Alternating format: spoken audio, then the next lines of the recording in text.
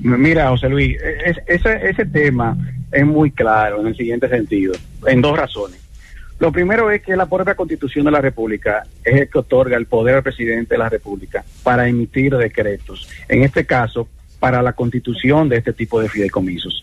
No puede haber una resolución del Congreso que altere esa potestad del presidente de designar y remover un funcionario, y en este caso, un comité técnico de un fideicomiso público. Pero segundo, es que es el propio contrato que establece que esos miembros del comité técnico fueron designados por decreto, por lo cual es la propia resolución que aprobará ese contrato de fideicomiso que Déjame que te interrumpa, Manuel, de que esa designación, porque está hablando un jurista, emitida por decreto, está hablando un hombre que Sigmund conoce todos esos mecanismos nacionales de una formación integral.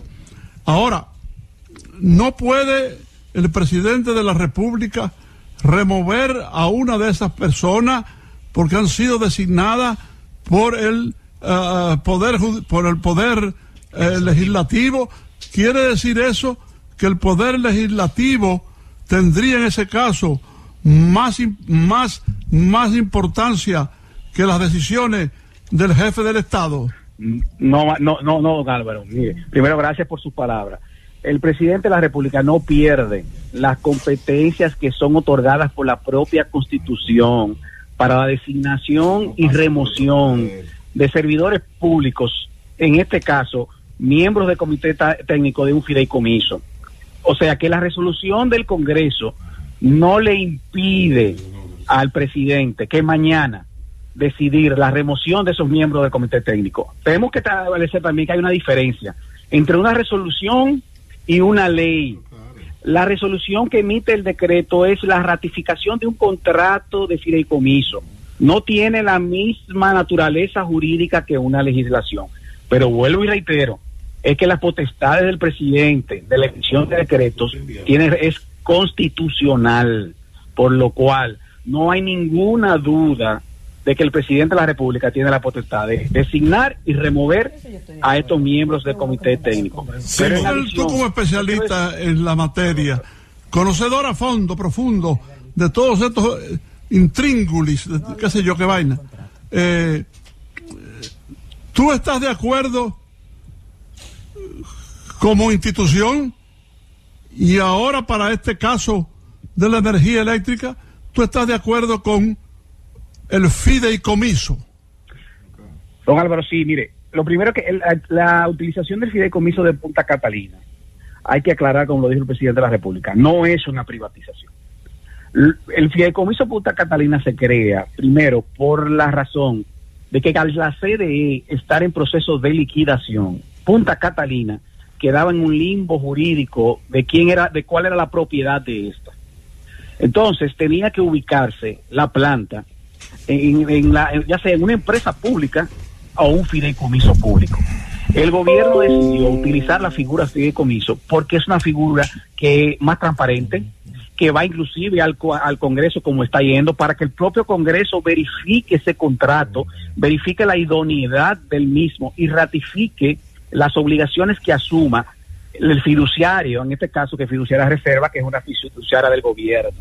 O sea, es el mejor vehículo que pudo haber utilizado el gobierno para la operación y el manejo de la planta, sin lugar a duda. Pero además yo quiero agregar algo, don Álvaro. Se ha estado hablando que los miembros de ese comité técnico son todos empresarios, y eso no es correcto. El señor Celso Marrancini, que es el único empresario de ese grupo, pero en adición al señor Celso Marrancini está el señor José Luis Actis, que ha sido un servidor público por más de 10 años del Ministerio de Hacienda, que viene del gobierno del PLD. El señor Noel Báez es actualmente el consultor jurídico del Ministerio de la Presidencia.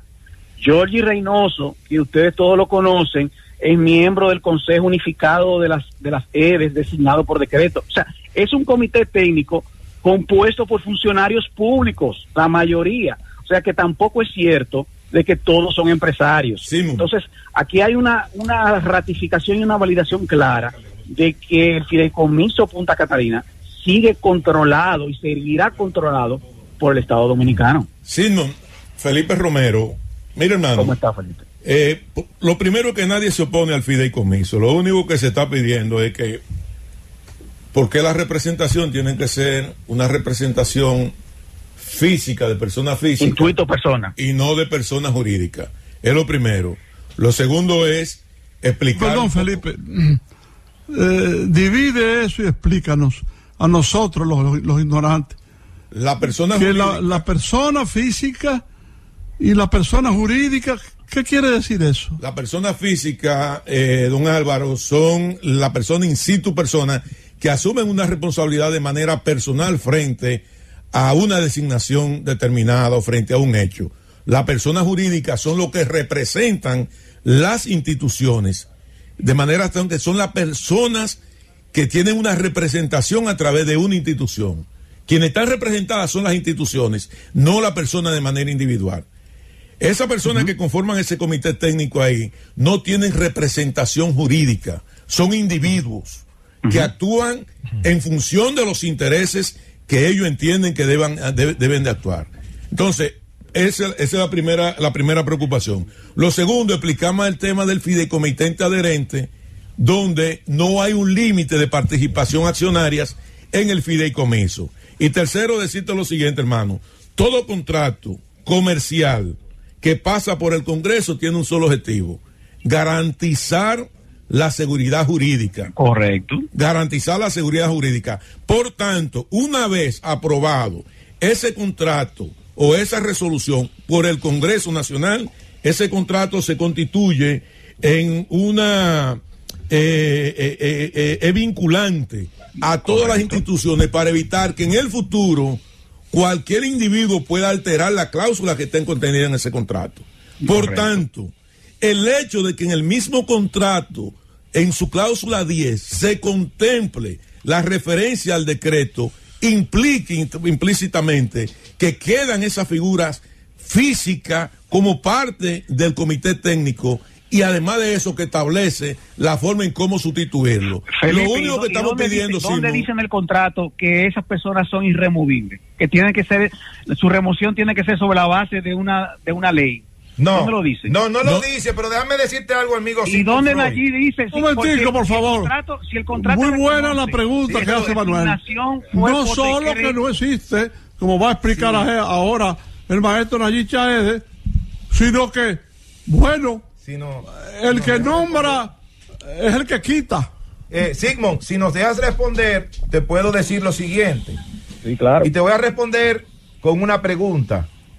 ¿Qué necesidad había de colocar los nombres en el contrato de las personas que iban a aparecer en el decreto, cuando simplemente en ese contrato debió decir que el Poder Ejecutivo designaría el comité técnico por decreto? Pero cuando tú le pones nombre y apellido... Pero tú no estás respondiendo. Perdón, hermano. Tú me estás haciendo una pregunta. Pero te estoy respondiendo. No, tú estás cuando tú le pones nombre y apellido y lo haces una resolución del Congreso Nacional, que no está por encima del decreto. ¿Quién ha dicho que no? En el ordenamiento legal dominicano está primero la Constitución, luego la ley, luego los decretos y por debajo la resolución. Pero no la resolución es del Poder Ejecutivo. Del Congreso. No del Congreso, no. Vamos a escuchar así, vamos a escuchar así. En el aire. Adelante. Sí. Nayib, ¿de quién es la potestad constitucional de designar ese tipo de funcionarios? ¿Y para qué lo llevan? Es del presidente, hasta tanto tú no lo sometes a otro poder. No, es cierto, el Congreso Nacional no puede modificar una potestad constitucional del presidente de la República. La del Congreso es constitucional también. No, solo con una reforma constitucional, no mediante una resolución. Es una resolución. Es imposible que mediante una resolución se modifique la potestad. Y si es así como tú estás planteando, ¿por qué razón, pregunto yo, tienen que someter eso con nombre y apellido cuando pueden perfectamente hacer lo que dicen allí? Es revisarlo, Simón, no es que nos oponemos a eso. No se pudo, mira, Felipe, pudo haber hecho, nos conocemos, no me refiero a eso tuyo. O mencionando nuestra mentalidad, me pongo yo número uno ahí, en esa necedad, el que, bueno, no se mencionan los nombres y se dice, eso es expresamente para meter ahí su gente, y entonces es peor que citarlos. Concluyo mi debate. Una pregunta de mi parte, y obviamente la hemos discutido aquí fuera, de hecho hablaba ahora mismo con un congresista. El ordenamiento legal dominicano, sería bueno, Sigmund, que lo expliques en tus palabras. La Constitución por encima de todo, las leyes, y está el poder ejecutivo para emitir decretos. Entonces, con ese contrato, si se emite una resolución desde el Congreso, eso, en el ordenamiento legal dominicano, no está por encima de los decretos. ¿Es así, Sigmund? Es que eso es una resolución, bueno, y digo, tiene una naturaleza distinta a una ley. Exactamente. Una naturaleza distinta a una ley. Y vuelvo, rectifico lo siguiente también. Vamos a darle el razonamiento a lo que dice Felipe y Nayib. Es que el propio contrato reconoce que la designación se hizo por decreto, por lo cual su remoción solamente puede ser por decreto. O sea, si se hubiese querido atribuirse el Congreso, la atribución de designación se hace de manera expresa, pero el Congreso no lo puede hacer porque es una designación constitucionalmente expresa designada al presidente de la República. O sea, el hecho de que estén los nombres o no estén los nombres, señores, es un simple tema de forma. No querramos ver algo ahí que no existe. Una pregunta, Sigmo, para ti. ¿Un decreto puede modificar una resolución del Congreso? Es que no, oye, que perdón. Es que Nayib, son dos normas jurídicas distintas. Ah, ¿verdad? Son dos normas jurídicas distintas. Pero tampoco una resolución puede modificar un decreto. Entonces, ¿para qué pusieron los nombres en el contrato? Tú estás allí ahogándote en un vaso de agua. No es verdad. Pusieron los nombres en el contrato. Los nombres.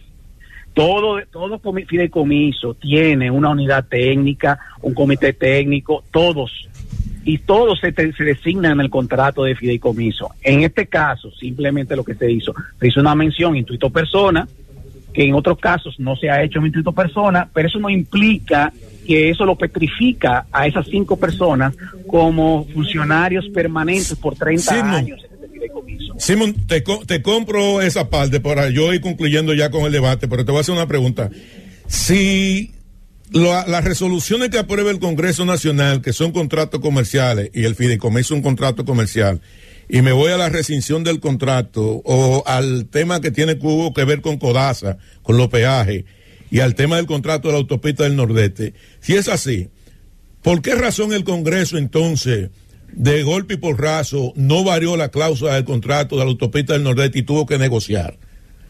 No lo varió, Felipe, porque implicaba situaciones jurídicas, ya que existe una cláusula penal. Okay. O sea, el contrato aprobado por el Congreso ratificó de manera como tal todas las cláusulas del mismo. No puede proceder a revocarla posteriormente, ya que haya sido ratificada por este. Y eso provocaba efectos económicos y contrarios al gobierno dominicano. Ok, entonces yo soy fideicomitente adherente y hago una inversión como fideicomitente adherente en el fideicomiso Punta Catalina, y de repente se varía la cláusula de ese contrato, y en función de eso, como miembro del comité técnico, me varían esa cláusula del contrato, donde yo estoy ahí representado por esa resolución. No puedo yo acudir a un arbitraje internacional demandando al Estado. Lo que pasa en este caso, por ejemplo, Felipe, quiero aclarar esto: el fideicomitente adherente, en este caso, de un fideicomiso público, solamente puede ser un ente público. Suponiendo, en el caso, yo te voy a mencionar algo, el caso del fideicomiso Propiedernales, se incorporó un fideicomitente adherente. ¿Quién fue? El Banco de Reservas. No puede haber otro fideicomitente del sector privado, porque ya eso transformaría el fideicomiso en su naturaleza y su característica, que están definidas tanto en el decreto como en el contrato mismo. Entonces, ¿quiere que le diga una cosa? De inclusión modifica la naturaleza. Tras 60 años trabajando en esta vaina, y no es que le quiero trazar pautas a nadie, puedo tener 200 años, no importa. A mí me parece que un programa de esta categoría, de estos debates tan interesantes como ese debate, sin embargo, yo creo que el tema fideicomiso se ha tomado demasiado tiempo. Es importante, don Álvaro, para todos, es importante para el país. Por eso el gobierno de la mañana le dedica todo ese tiempo y dedicará todo el tiempo que sea necesario para discutir algo que es de interés nacional. Ahora, yo finalmente le quiero hacer una pregunta al buen amigo Sigmund Freud, director de Alianza Público-Privada, y es de cómo Sigmund, por ejemplo, después que ese contrato se ha aprobado a través de una resolución del Congreso, sí, donde aparecen los nombres de los miembros del comité técnico, ¿cómo yo saco de esa resolución esos nombres que están ahí detallados uno a uno y que fueron aprobados por el Congreso Nacional? ¿Cómo yo lo saco con un decreto de esa resolución del Congreso?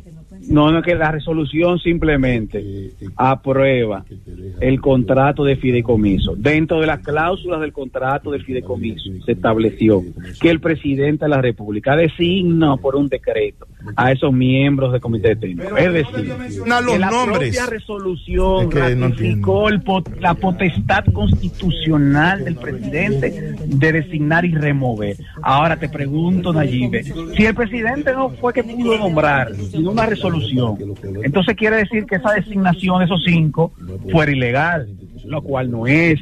Entonces, una resolución no puede modificar esa potestad constitucional. Esa persona puede ser revocada, removida mediante otro decreto del presidente de la República, que fue la manera como se designaron.